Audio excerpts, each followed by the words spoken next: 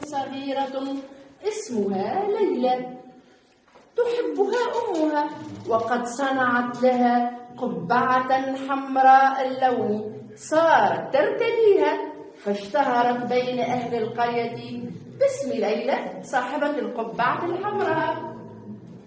ذات يوم ملأت الأم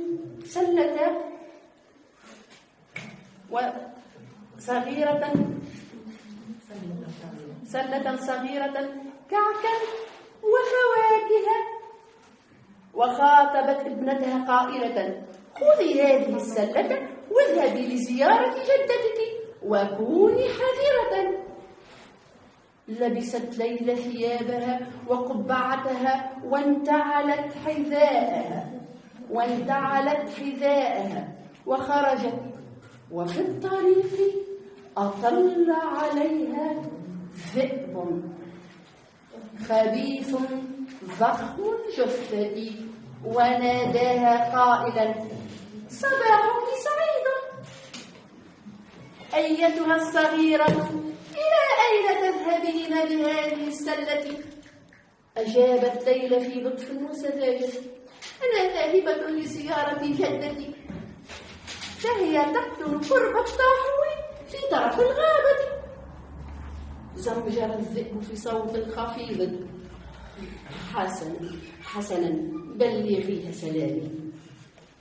ركض الذئب بأقصى سرعته بين أشجار الغابة، أما ليلى فتابعت طريقها وهي تتسلى بقطف الأزهار ومطاردة الفراشات الملونة. وصل الذئب إلى بيت الجدة بأقصى سرعته وأطل من النافذة، فلمح المرأة العجوز جالسة على كرسيها. شدي بس شوي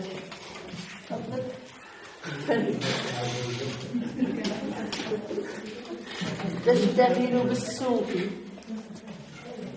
وعندما وقع نظرها عليه انتفضت من كرسيها واختبأت في غرفة صغيرة وأقفلت الباب على نفسها. غضب الذئب كثيرا فدخل البيت وحاول تحطيم باب الغرفة،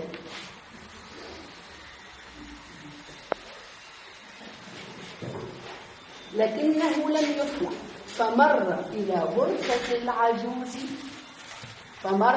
غرفة العجوز ووضع على رأسه قبعة نومها وعلى كتفيه شالها وانسل إلى السرير فاستلقى عليه وبقى ينتظر وصول الفتاة.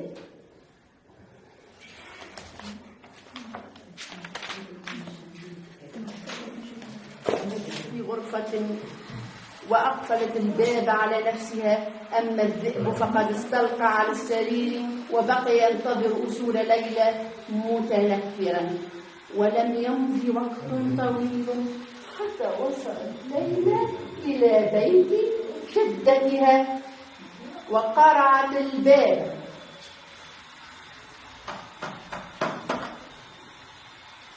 فهتف الذئب وهو يتكلف الرقة في صوته حتى يجعله شبيها بصوت الجدة: من يقرع الباب؟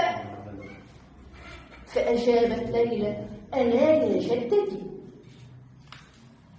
دخلت ليلى ووقفت إلى جانب السرير حاملة باقة من الأزهار وفي يدها، وقالت هاتفة: يا جدتي كم كبرت عيناك. أجابها الذئب وقد أخفى رأسه تحت اللحاف: كبرت عيناي لأرى وجهك الوسيم يا صغيرتي. وأضافت الفتاة باستغراب: يا جدتي ماذا أصاب أذنيك؟ لقد استطالتا كثيرا فرد الذئب قائلا: استطالت أذناي لأسمع بهما صوتك العذب يا صغيرتي. رأت ليلى أسنان الذئب الحادة الكبيرة فصاحت: واو يا جدتي، ما أكبر أسنانك. فقال الذئب: صارت أسناني كبيرة لأني أريد أن آكلك. ورمى الذئب اللحاف عنه ووثب من السرير، فعرفت فيه الفتاة ذلك الذئب الذي التقته في الغابة، فصاحت وجرت متجهة نحو الباب تطلب النجدة. وفي هذه الأثناء مر أحد الصيادين قرب الكوخ، فسمع صوت الذئب اللعين وصياح الفتاة وصراخ الجدة، فأسرع بدخول البيت وقتل الذئب الشرير ببندقيته. ففرحت الفتاة وشكرته. خرجت الجدة من مخبئها وارتمت على حفيدتها تقبلها.